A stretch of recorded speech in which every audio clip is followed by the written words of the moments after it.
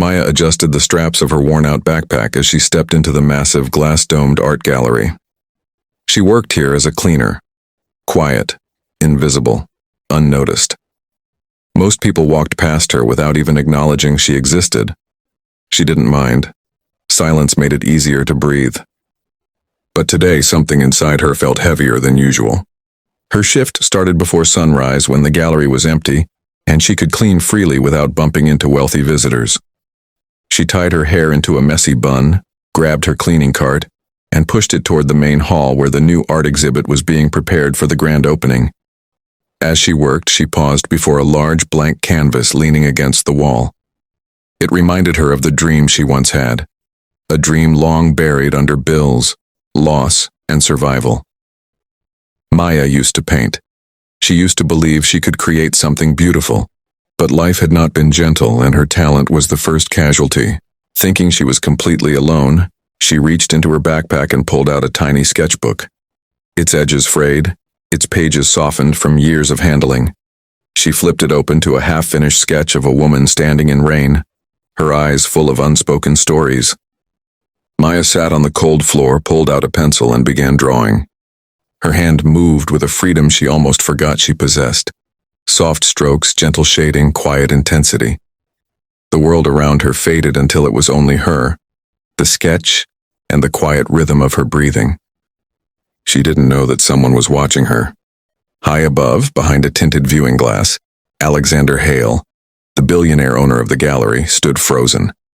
He had arrived early for a routine inspection, but the moment he saw her sketching in the empty hall, he stopped walking.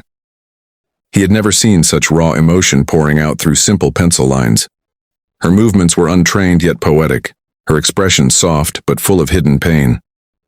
Alexander leaned closer to the glass. Who is she, and why is someone with talent like that scrubbing floors? Maya suddenly wiped the sketch with her sleeve, erasing hours of delicate work in seconds. She sighed, closed the book, and tucked it away before resuming her cleaning. But Alexander remained rooted in place. He had seen enough to know one thing. He wasn't going to stay silent, not after what he witnessed. Rain tapped softly against the cracked window of the tiny cafe as Mia wiped the same table for the fourth time. She wasn't trying to clean. She was trying to calm the storm inside her chest. Her shift had ended 20 minutes ago, but she stayed because she had nowhere else to go. The world outside felt too heavy, too unkind. She didn't know that someone across the street was watching her through the tinted window of a black car. Not in a predatory way, but with concern, curiosity, and something he couldn't quite explain. Gabriel Locke, a 34-year-old tech millionaire, had stopped for a quick coffee, but when he saw Mia through the rain-spotted glass, exhausted, limping slightly, brushing her hair behind her ear to hide the tears she thought nobody noticed, he couldn't look away. He had seen people struggle before. He had been one of them once. But something about Mia was different. The way she kept working even when her body screamed for rest. The way she forced a smile for an elderly customer even though her eyes were red. The way she stood alone but with a strength that felt louder than the thunder outside. Inside, Mia finally hung her apron and slipped out the back door. She stepped into the rain without an umbrella, pulling her thin jacket tighter. The cold hit her instantly, but she welcomed it. It numbed her pain. Gabriel watched her leave. He wasn't sure why, but he started the car and followed slowly at a respectful distance. Mia walked toward a rundown apartment building. The streetlights flickered, lighting the bruises on her arm she had hidden all shift. She winced as she climbed the stairs. Gabriel's eyes narrowed. He had noticed the limp, now the bruises. Something was wrong. Mia reached her door, number 12C, and paused. She looked around nervously before unlocking it as if afraid someone was following her. She didn't know that someone was, but he was the only person in the world who meant her no harm. Gabriel parked the car, gripping the steering wheel. He hadn't intended to get involved, but walking away now felt impossible. Who hurt her? He whispered to himself. And for the first time in years, the billionaire felt anger and responsibility. Mia entered her dim apartment and closed the door quickly, sliding the deadbolt into place.